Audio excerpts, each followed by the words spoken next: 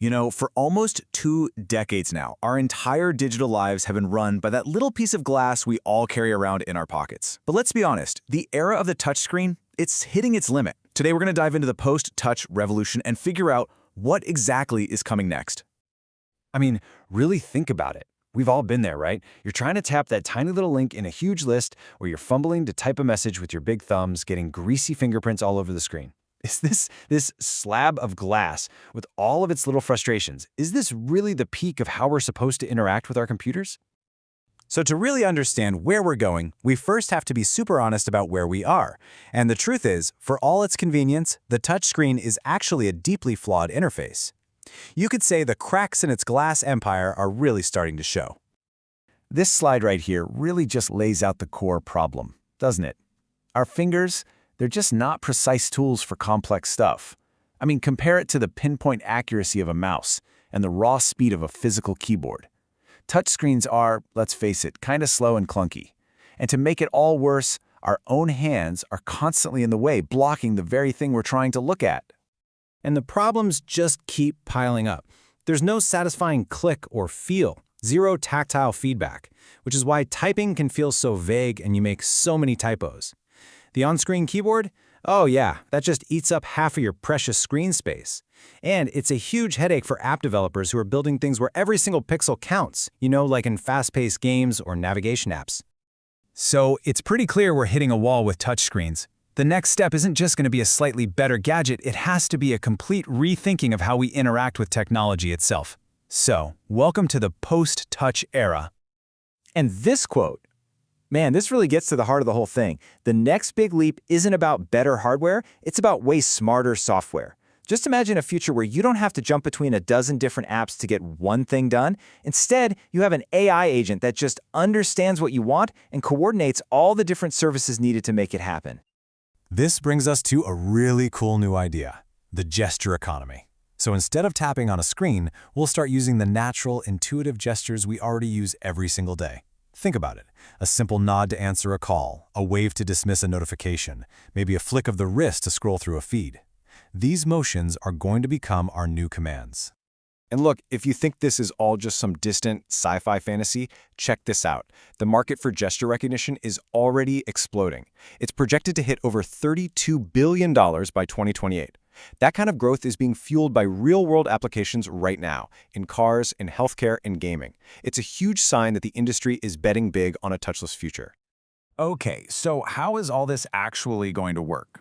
Well, it breaks down into 4 key technologies. Let's call them the 4 pillars that are making this post-touch future a reality.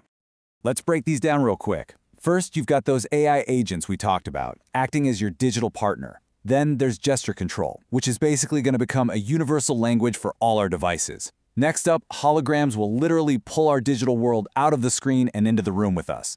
And finally, the most mind-blowing of them all, brain-computer interfaces, or BCIs. So let's start with AI agents. You got to think less of a simple assistant that just follows commands and way more like an intuitive companion. So instead of you opening a map app, then a restaurant app, then your calendar to plan a dinner, you'll just say what you want to do, and the agent coordinates all of those services for you, totally seamlessly. Next up, holograms. Now you might be thinking of augmented reality, or AR, which overlays digital info onto your view of the world through a device, like glasses or your phone. But holograms, they're a whole other level. They project interactive 3D objects directly into the space around us, and you can see them with your naked eye. This creates shared experiences without a screen getting in the way. And now for the one that sounds like it's straight out of a movie, brain-computer interfaces. This is the ultimate goal, the final frontier. BCIs create a direct link between your brain and a device. We're already seeing super early versions of this with non-invasive stuff like caps that can read brainwaves. But the real holy grail is creating a seamless connection that lets you control technology just by thinking. It's literally the end of the interface as we know it. So what does all this tech actually look like when it all comes together? Let's do a little thought experiment. Let's jump ahead and imagine what a typical day might look like in, say, the year 2040. You wake up and the lights and temperature in your room just adjust to your thoughts. Then you commute to work, guiding your car not with your hands, but with your mind. At the office, you need to share a really complex idea with your team, so you just do it. Instantly, a direct mind-to-mind transfer, no PowerPoint needed. And then a friend sends you a message from their vacation, but it's not a picture. It's a neural postcard, a direct transmission of the sights, the sounds, even the feeling of the sun on their skin. And hey, if you think 2040 sounds impossibly far away, you gotta take a look at this chart. The adoption of AI, which is the foundation for this entire new era, is already happening at a mind-blowing pace. In China, 83% of professionals are already using generative AI tools. The US isn't far behind at 65%. The future is definitely arriving faster than we think. But what's truly fascinating, I think, is why people are using this technology. It's not just for work. The top personal uses are for things like therapy, for emotional companionship, and even for help finding a sense of purpose. We're already looking to AI to help us with some of our most deeply human needs. Of course, with this kind of incredible power comes incredible responsibility. This new frontier is absolutely filled with both astonishing promise and some pretty significant peril, and we have to navigate it with our eyes wide open. And this is where we get to the really big questions. How do we protect our very thoughts from being hacked? What happens when a bad actor can brainjack someone and influence what they do? As we start to merge with our machines, we have to build some seriously strong ethical guardrails to protect our autonomy, to protect our very humanity. This isn't just about progress anymore. It's about survival. Which brings us to a final and pretty provocative thought.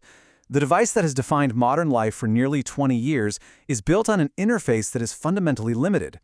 As these new, more natural technologies mature, the act of pulling a phone out of your pocket to tap on a screen is going to start to seem as old-fashioned as using a rotary dial. So the question really isn't if the smartphone will be replaced, but when.